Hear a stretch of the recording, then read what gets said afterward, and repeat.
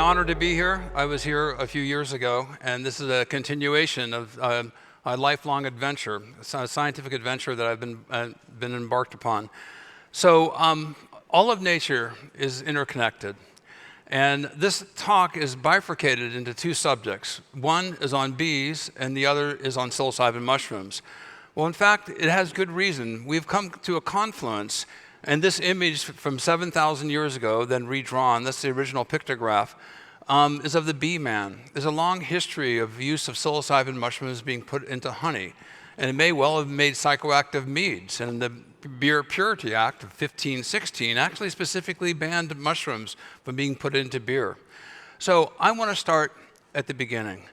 So at the beginning of this universe, and this is from the Max Planck Observatory, and going the furthest outreaches to be able to look back at the organization of the universe, it follows the same archetype of that shared by mycelium, neurons, and the computer internet. This is no accident.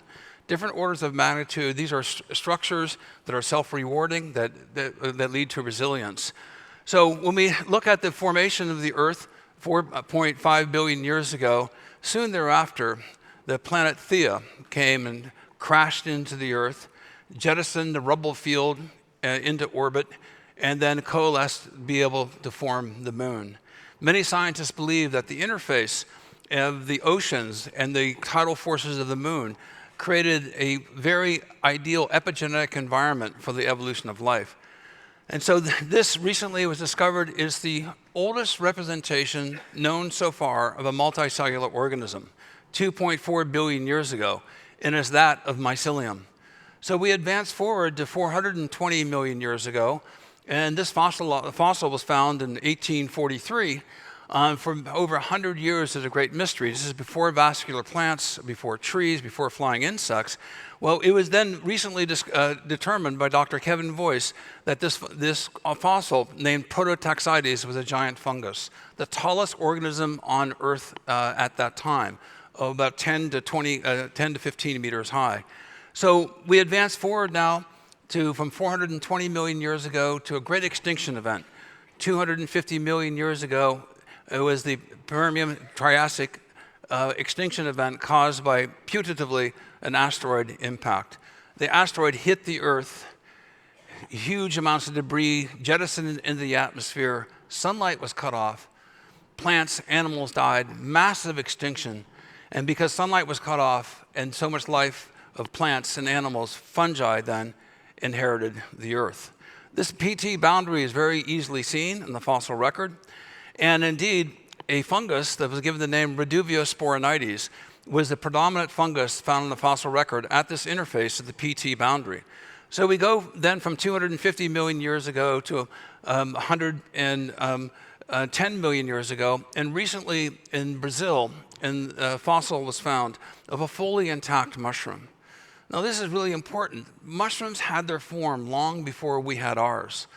So, well, what are mushrooms? Mushrooms are the fruit bodies. They're the reproductive structures. They're fleshy. They tend to be very temporal. They're fragrant. They tend to rot quickly. But it's the mycelium that gives rise to the mushrooms, the fruit bodies. And so when you touch a mushroom, it's really a window into an underground network that you can't see. Here's the mycelium of Psilocybe cubensis growing over 5 days. And the mycelial networks actually have enormous capacity for size. The largest organism in the world is the mycelial network in eastern Oregon, 2,200 acres in size, and yet it's only one cell wall thick. Now, we have multiple skin layers that protect us from infection. The mycelium has one, and yet there can be, surrounding the mycelium, there can be more than 1,000 species of bacteria in a single gram. In a single cubic inch of mycelium in the soil, there can be more than 8 miles of cells. So the mycelium can grow for 10, 100 years, 1,000 years, and then surface in a reproductive form as in the presence of a mushroom. And the mushrooms then release spores. The mycelium is triggered into mushroom formation primarily before 4 environmental stimuli: the introduction of rain, water, evaporative cooling that's associated with it. The mycelium wicks up then to the surface of the surface of the soil, exhales carbon dioxide, inhales oxygen, and the fourth one is light. This is really interesting because the majority of mushrooms require light in order for fruit bodies to form from the mycelium. So a primordium then is triggered, grows very, very rapidly, and the mycelium of most of the species that I grow, and what we grow at our company, are sensitive to the blue light. This is really interesting because also with the psilocybin mushrooms, blue light triggers psilocybin mushroom production at the time of primordial formation. The most common psilocybin mushroom used in the world is Psilocybin cubensis. It's easily grown. And the mushroom then, after it forms, it quickly rots. So this is really important that you understand this. Mushrooms are highly perishable. Some people made the analogy they're almost like seafood. They can perish in just a matter of a few days. But upon them then sporulating, spores germinate, mycelium forms, and then it quickly goes subterranean. So a single cubic inch of soil can have more than 8 miles of these fine threads. This sets up the microbiome. It is the foundation of the soil ecosystem. Fungi generate soil. And the microbiomes that are established then help the plant communities rise up, that create the debris fields that feed the mycelium, guarantee the survival of the descendant fungi from the resident mycelium. They are deterministic in setting up ecosystems that lead to biodiversity, because that biodiversity then will sustain their own progeny. So these are governing networks in the food web. Well, we now face another extinction event. And this is something that's really important to me. It should be important to all of you. We have now entered into 6X. We're losing more than 30,000 species per year in a genome of about 8.5 million species. Do the math, in 100 years, that's more than a third of the species becoming extinct on this planet. In 100 years, that's hundreds of million years to get us here. It is truly, we're at the critical evolution on this planet that if we don't get our act together, then we are going to experience, unfortunately, a very, very desperate future. More than 1 million species now are subject of potential immediate extinction. Well, this is also affecting lots of insects. And this study here, 75% decline over 27 years in a protected area. This is not an industrialized area. This is a nature preserve. And 27%, in 27 years, 75% decline. Many of you may have noticed that you used to drive down the country roads, you have lots of bug splatter. Now you don't see that as much because there's an enormous loss of flying insect mass. And in particular, this is striking bees. And so this is where some of my research has steered in the past few years, is looking at how we can be able to help the immune system of bees. The deformed wing virus is by far the biggest virus that is threatening bee colonies around the world. And the deformed wing virus is vectored by the Varroa mite, Varroa destructor. And this mite came to the United States in 1984 from Asia, and it's like a dirty hypodermic syringe. It locks onto the back of bees and injects a slew of viruses. Well, the deformed wing virus has become a global pandemic. It's considered to be the nail in the coffin of bees, and moreover, the virus is being spread to flowers, and then other insects become infected. So there's a cross vector of contamination with the flowers being a nexus point. And so bumblebees and wild bees are being infected by honeybees. And so this is a tremendous calamity and a threat. I have about 10 beehives, and most all beekeepers feed their bees sugar water.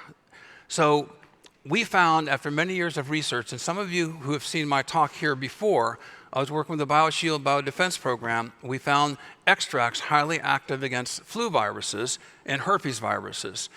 And so I thought maybe that these extracts could help the immunity of bees. The summary of our research over about 5 years, we found that the red-belted polypore, amadou, which my hat is made from, the red reishi, which has a multi-thousand-year history of use in Asia, and chaga, also used in Eurasia and Europe, also for more than 1,000 years. These are the species that had some of the most significant benefit to bees.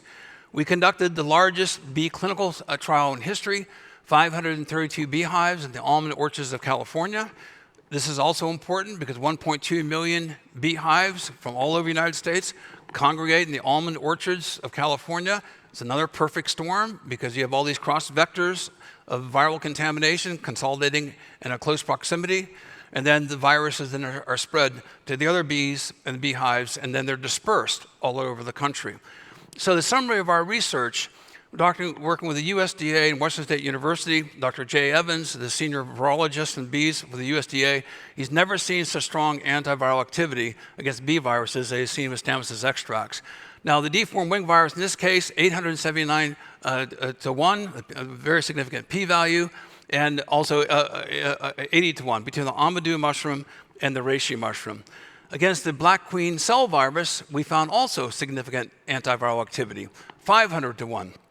Amazingly, against the Lake Sinai virus, we found a 45,000 to 1 reduction. This is putting 1% of our natural extracts from mycelium into sugar water. 1 drop per 100 drops. The sugar water is 50% sugar, 50% water. So the summary of these results are shown here. Highly significant antiviral activity with a natural product. Moreover, it also extended longevity. Dr. Steve Shepard from Washington State University has never seen in 40 years of anything that extends the lifespan of bees. So we not only correlated a reduction of the viruses by thousands of times, but we also were able to extend the lifespan of bees. This is critically important because bees used to fly for 9 days in search of pollen, returning it to the mother colony. One bee will pollinate up to 1,000 flowers a day. Every almond that you eat was visited by a bee. So one bee, 1,000 flowers a day, 9 days, 9,000 flowers, 9,000 almonds. Now that's been reduced down to 4 days. So it's been more than cut in half because the deformed wing virus then makes the tensile strength of the bee's wings less strong, and the bees then end up aborting, and they can't do the pollination flights as well. I've been awarded about 40 patents on this, which is extraordinary because I'm not an entomologist. I just looked at something different and came up with these ideas. And the patents have been awarded in the United States, Canada, Eurasia, Europe, Australia, New Zealand. I've open sourced it for the rest of the world. So we make literally thousands of gallons of extract. We produce about 40,000 kilos of mycelium on heavy production weeks per week. So we have these laboratories, class 100 clean room laboratories. We have laminar flow walls. So I call it heap of filter envy for other scientists to come to visit because we have walls of laminar flow hoods. But the patents are important because we wanted to be able to spread this solution around the world. So our team here at Washington State University and within our company, we've been coordinating on this for the past several years. And we put out a campaign to raise money for research. And I was astonished that last year, and we've actually raised much more than this, but the last report I got, we raised over $5 million by just through social media and a campaign asking people to contribute to Washington State University bee pollination program. So all of this was good, but we realized we had to publish. And I really mentioned it last night, but we published in Nature, scientific reports.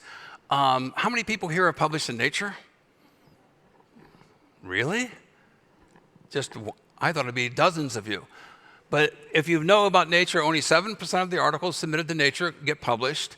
We were published in Nature. I'm the primary author of my other scientists. And I checked this morning, and we are still, to this day, in the top 1% of more than 264,000 articles published in the Nature publication ecosystem. And the reason I think that this article has gotten such great attention, in the article, my other co-authors pointed out, there's been no antiviral treatment to protect bees before this discovery. That's why the patents have also issued. But I've been able to make the argument, and I think it's a strong one, that natural products, natural extracts from mycelium can offer a broader bioshield of benefits than a pure pharmaceutical.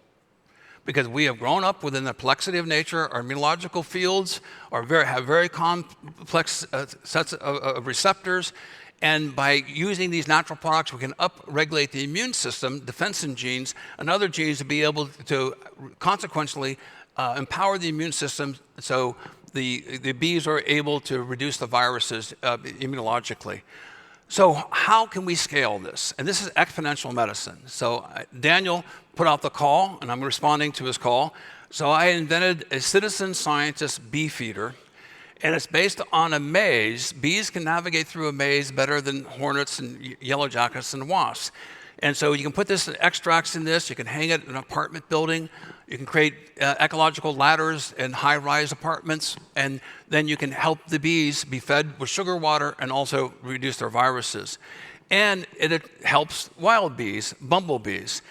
So we are now, thankfully, thanks to Sergey Brin, thank you very much, we are now collaborating with the X company, and the bee feeders will be able to be instrumented with the Google technology to be able to measure the number of bees going in and out, the type of bees, and create baselines. We'll distribute this all over the world. And the idea is it would the data will go up literally into the cloud. We'll use low-frequency, long-range transmission, and we'll create a new distributed network of bee feeders throughout the entire world. We'll create baselines, and this is so important because once you have the baseline established, and you're in Oklahoma, and you see in the bee feeders you're only getting 10% of normal activity, well, you can predict that the hay crop is going to fail, and hay is going to be much more expensive. So I decided to come up with a new blockchain cryptocurrency called the Fungo. And this will be the first crypto that is tied to ecological and economic benefit. So this is a crypto that will power and create the funding so we can fund research like at Washington State University or supplying bee feeders to people in Indonesia.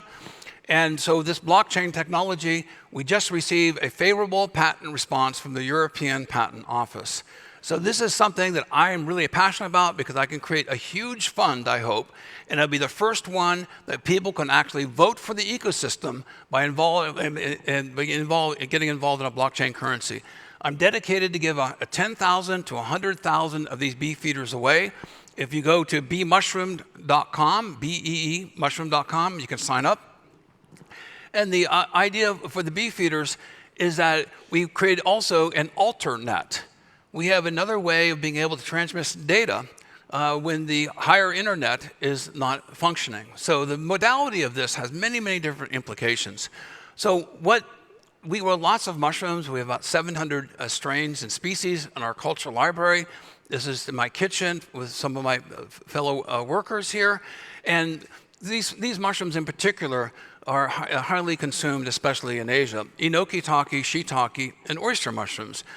Dr. Ikikawa, I met him, and he came over in 2005. He works for the National Cancer Center. This is the death rates for all cancers per 100,000 people in the Nagano Prefecture. He was sent over there because there was an unusual decline in the amount of cancer in Nagano. After several years of doing epidemiological surveys, he found it was associated with the enoki mushroom cultivators and their families. It drew down the cancer rate. So he really gets credit for doing this first study, 174,000 people in the survey. And then numerous other studies have come out just in the past few months. 2019, eating mushrooms may reduce the risk of cognitive decline, the Journal of Alzheimer's Disease, and this is 50% reduced odds of having mild cognitive impairment. This is out of Singapore. Mushroom consumption also has been associated with a statistically significant decline in prostate cancer, especially advanced metastatic. I read this to about 18% reduction, 36,499 men studied. Now, why is we seeing these benefits immunologically? Well, historically, it's been associated with beta-glucans. But the beta-glucan, I think, is a false positive in the research data. What's the size of a beta-glucan? There's tens to thousands of kilodaltons. These are polymers of sugars. And so the beta-glucans have had a tremendous amount of research and attention because they do upregulate the immune system as if there's an infection in your gut. But they're polymers of sugars, and they create a scaffolding. So it's like the macro scaffolding molecularly. But inside the scaffolding, I have long believed and postulated it's the other compounds, the fatty acids, the polyphenols, other compounds that are embedded within the beta-glucan scaffolding. And so a series of research projects that we did with the University of Washington, and I finally was able to, with my colleagues, be able to say, you need to look at removing the polyphenols and fatty acids from the beta-glucan scaffolding. They use a lipase, and they basically dissolved the fatty acids. And when they did it, the TLR2 response fell by 83%. And it showed de facto that the polyphenols and fatty acids had a much more stronger immunological benefit than that of the beta-glucans alone. So this has been accepted for publication. This is a complex blend of 17 mushroom species. A thing that many of you physicians are aware of, the LPSs, the endotoxins coming from bacteria, gram-negative bacteria. It can give an alert to the immune system.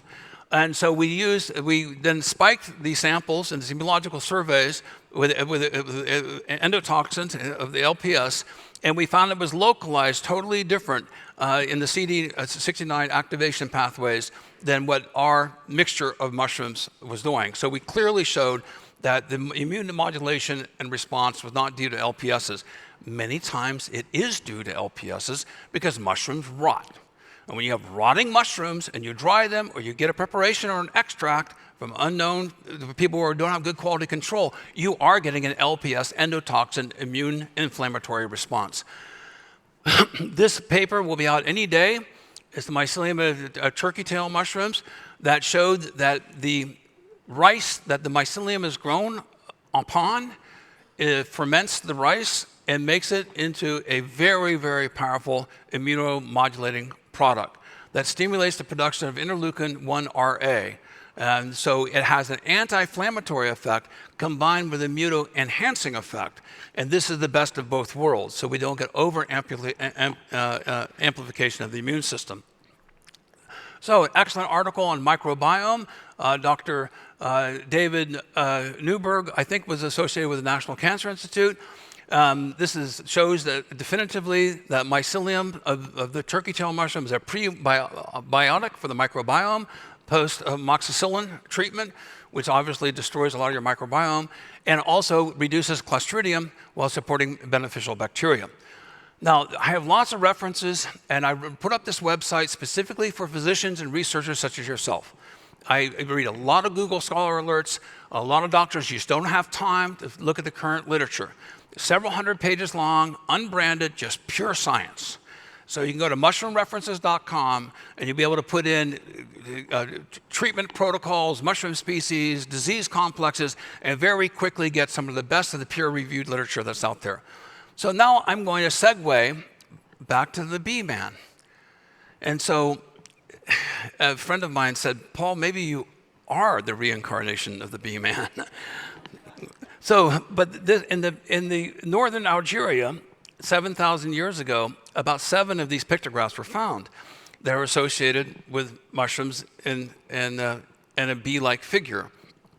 Well, as I mentioned, psilocybin mushrooms were preserved in honey for hundreds of years throughout Mesoamerica. Now we sort of come full circle. This next slide, I think, is very powerful and tells the story of our times. These are the current universities approved for doing clinical studies on psilocybin in humans today that are ongoing. This is a movement, and this is only half of them. I couldn't put all of them up on the slide because you couldn't be able to read them. But this is now a wave of interest, recognizing that psilocybin can be pharmacologically a very, very powerful psychotherapeutic agent. Now, for those of you who have not tripped on psilocybin, this is not an addictive drug. Those of you who have done a high dose of psilocybin, when you look at them the next day, you go, no way, I'm not touching those for a long time, right? So it has a very powerful impact, but it's not something that you're going to be, consuming, on a daily basis. It's few experiences far in between than you have to process. So how many primates eat mushrooms? This is the question that I ask. Well, there's 22 primates that are known, 23 being humans. The Golgi monkey consumes up to 35% of its diet, 12 times its body weight in mushrooms. Well, that speaks to an ancient ancestry of contact between primates and mushrooms and the knowledge of which ones are edible or poisonous. 2 million to 200,000 years ago, the hominid brain suddenly expanded. Homo sapiens appeared around only 200,000 years ago.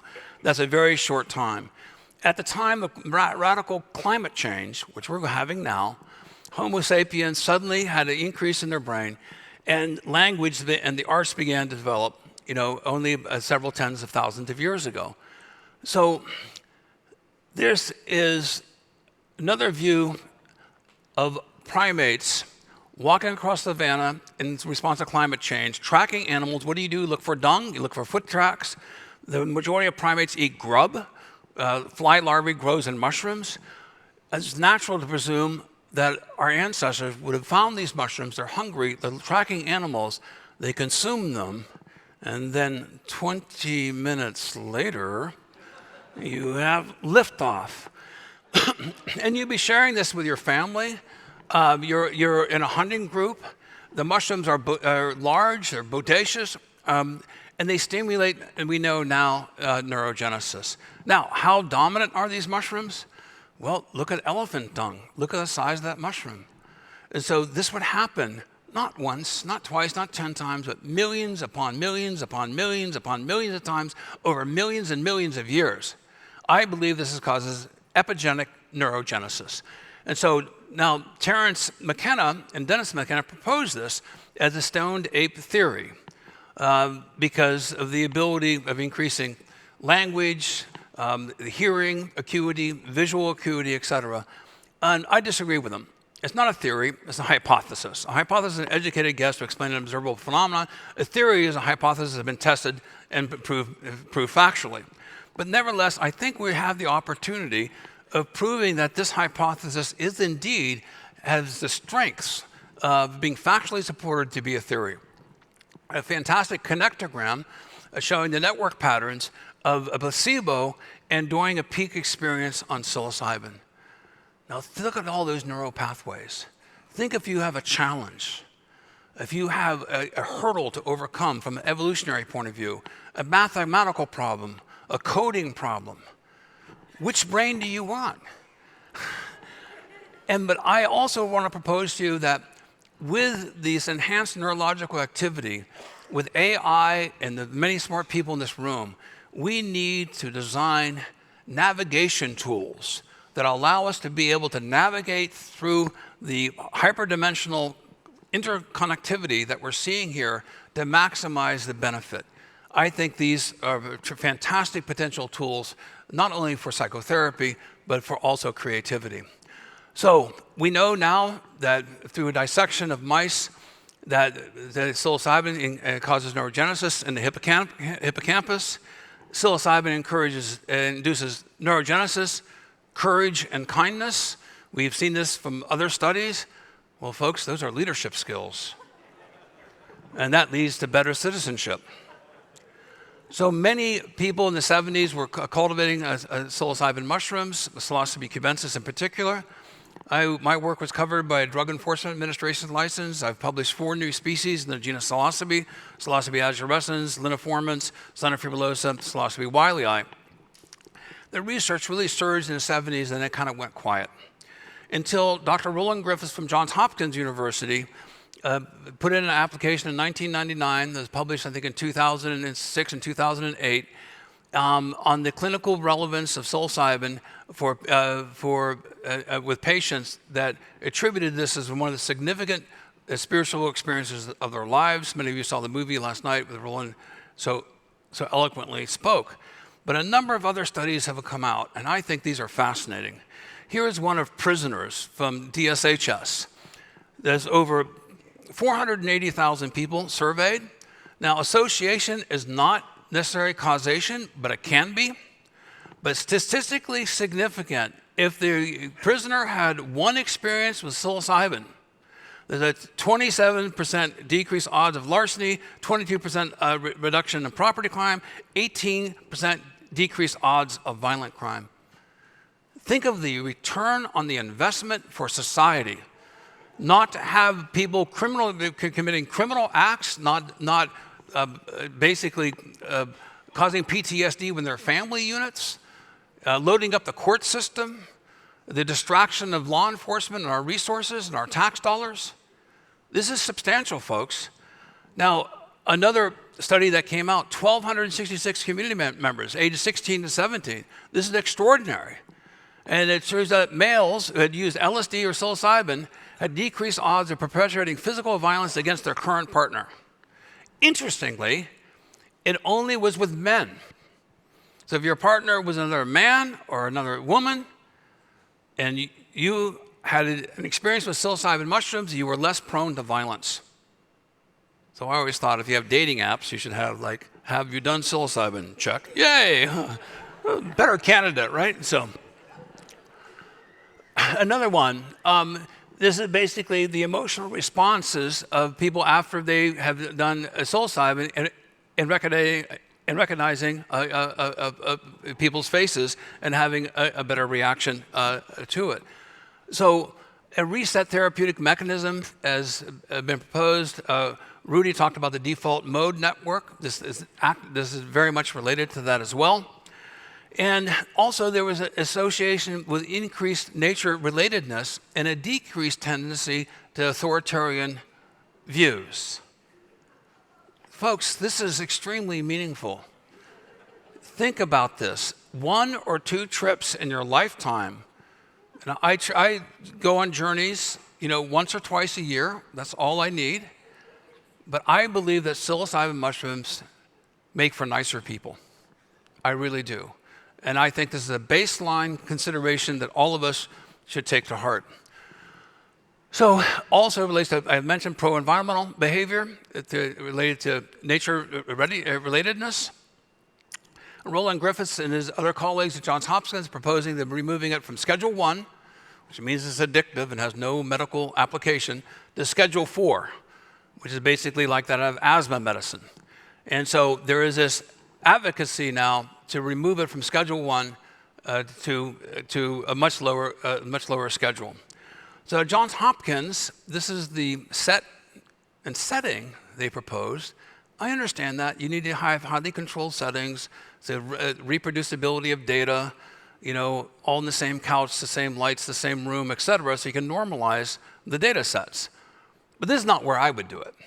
I'd be up on a cliff at sunset, half an hour, take the mushrooms, watch the sunset go down, the heavens open up. You have that, literally the oceanic feeling. That makes for an extraordinarily positive experience with a loved one, and also to have somebody who's experienced, who has not ingested the mushrooms. They can be your watcher. They can be your guide. They may just come over and just hold your hand. But having that other person there to be able to know that everything is okay. And what I like to do is think, we're having a meditation experience here. Please don't bother these people. And then you have somebody, just basically watching to make sure the setting is protected. But I visited Johns Hopkins, and I was really excited to see that mushroom stone, because that mushroom stone is one that I made. And I made 30 of these with my friend, and to see this mushroom stone there, I felt like I was represented. I was there, I'm rooting for you, So Michael Pollan and I got together. Many of you, how many people read Michael Pollan's book? Quite a few of you. He had put 40 pages on me and told everyone where my favorite mushroom patch was. Never trust a journalist. But Michael Pollan did a great job in making a bridge, helping the unfamiliar to become more comfortable with the idea of using psilocybin.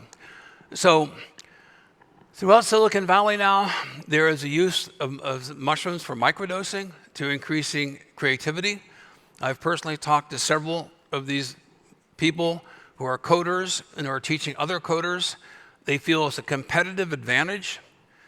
And I think it's also likely that the majority of you here who have occasionally used psilocybin mushrooms are much more likely to be successful in your careers and your business. And those of you who have not, you are at a disadvantage, because the coders in Silicon Valley strongly believe in microdosing for increasing creativity. And again, it makes for a nicer people, a nicer work environment, a more collaborative environment, less prone to anger. So another mushroom we're very excited about is lion's mane mushrooms, Hericium erinaceus. There's 2 small clinical studies in Japan, specifically with lion's mane mushrooms. They produce nerve growth factors, hericinones from the mushrooms and erinacines from the mycelium. So there's a clinical study with a mild cognitive impairment, double-blind controlled, placebo-controlled study. Interestingly, when the individuals, after several weeks, went off the lion's mane, their progression towards dementia then restarted. So in this patient population, the continued use of lion's mane seemed to stave off the otherwise natural progression towards dementia. Well, it is known that lion's mane mushrooms, the erinacines, remove amyloid plaques, which interfere with neurotransmission and cause remyelination. That's specifically what they do. They cause remyelination on the axons and nerves, and in the consequence of that, the amyloid plaques then are removed. There's really good studies on that. So what our research has been doing is looking at specifically the neurogenic potential of lion's mane and the growth of neurite outgrowths. This is from a company, Neurofit, that does preclinical research in France. We found, surprisingly, but also supported by other researchers, that the mycelium is far more powerful than the mushrooms. So the mycelium, in this case, compared to brain-derived nerve growth factors, which is the active control versus the passive control, the lion's mane increased about 8% of the mycelium. I want you to focus on that because this data, I asked them to rush it. This data came in yesterday, and this is what I'm really excited about. So there is lion's mane, again, the mycelium, 111%. So it's a replication of data that sort of confirms that the analysis is consistent. But we've identified several analogs of psilocybin which are perfectly legal.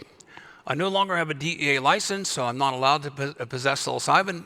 I like to say nature provides, I don't. But I can go out and find them. I'm a skilled taxonomist. I indulge once or twice a year. This is no big deal for me. I can just go out any backyard practically in Washington, Oregon, Northern California, Hawaii, South America, and I can find these things really quite readily. So, but these other analogs of psilocybin are totally legal, and the increase in the neurite outgrowth at 7 days in sextuplet shows a profound increase in neurite outgrowth, which is the extension of neurons from treatment. Now, I filed patents on this in June of 2016. I beat Compass by 16 months.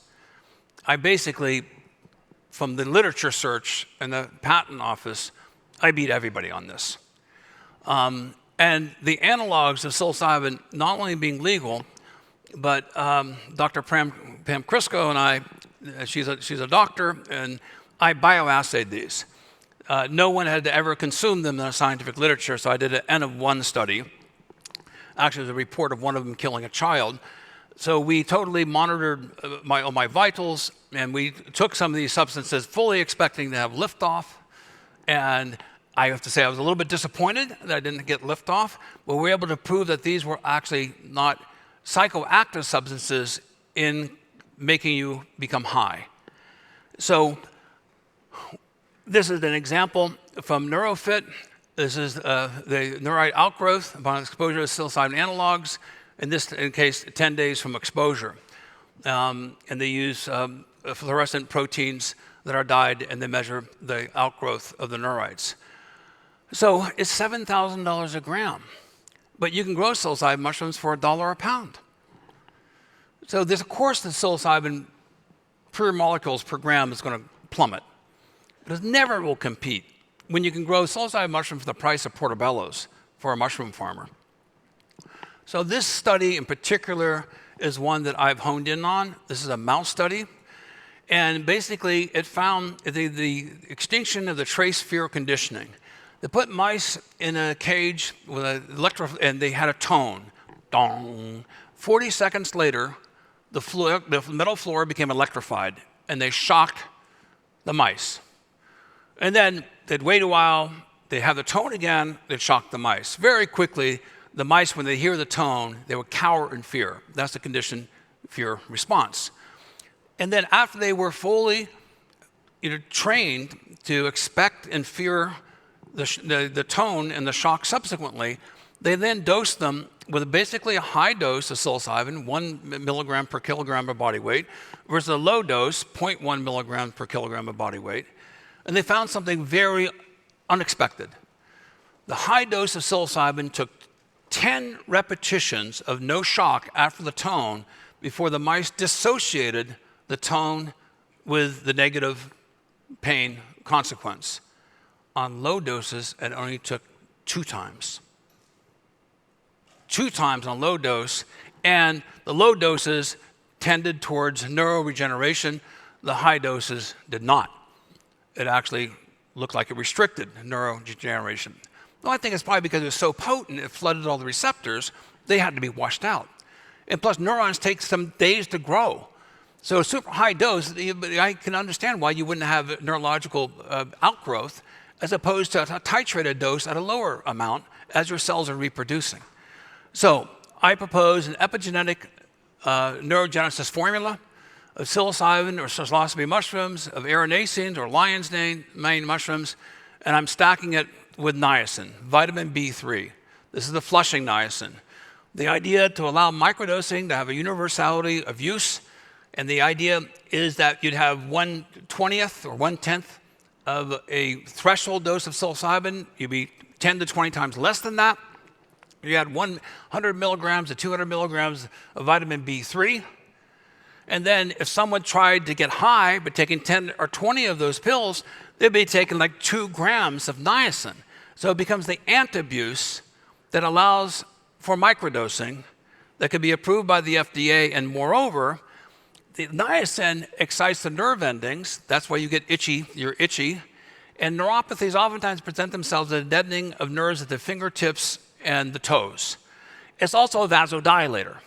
So it has 3 potential attributes that allow it to be bundled or stacked with psilocybin that allow it to be approved, I think, much more likely by the FDA than not, because it will prevent the abuse factor. So this is exciting to us. So how do we get the data? And I have no economic interest in this company, but we are launching the largest microdose study in the world.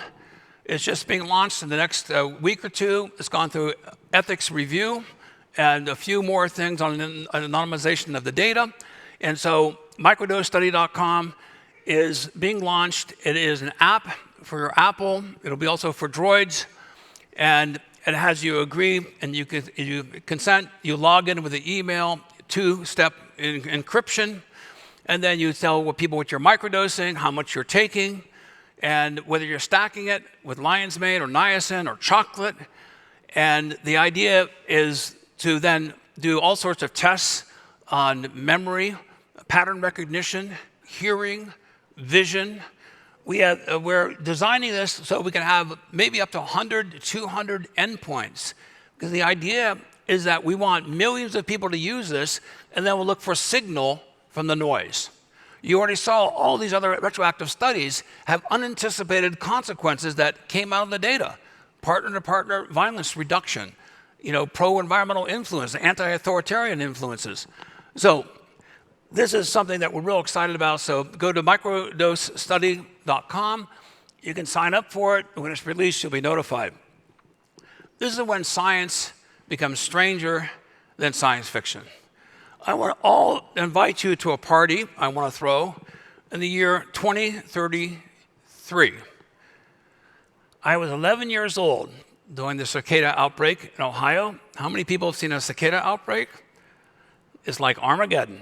You cannot believe there are so many insects. These cicadas come out.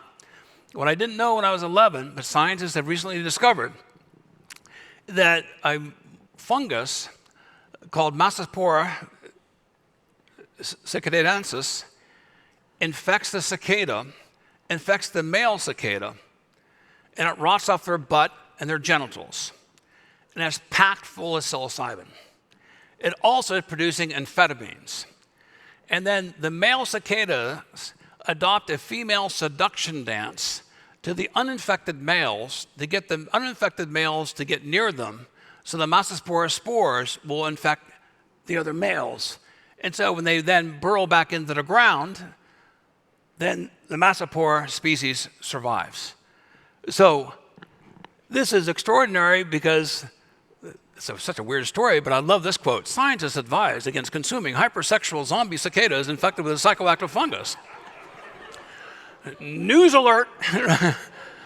So, but this does illustrate, I think, that the complexity of the interface of fungi and animals is far beyond what our limited field of vision and imagination can currently anticipate.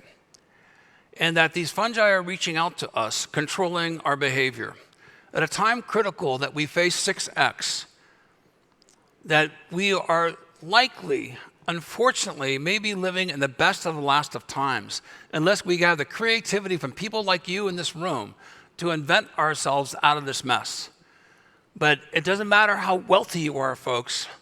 What is the heritage you're going to leave and the legacy you're going to leave for your children? If you end up, and we end up destroying this planet, I feel this, our descendants calling back through time, pleading with us to wake up. Because this is a time critical that we need to save our biosphere and save biodiversity. And we can do this together if we were more civil, we're more polite, we're better citizens, we have better leadership. This is our time is now. And I believe psilocybin is a new medicine, a new category of medicines that can help us create the paradigm shift that is so critically necessary. Thank you very much.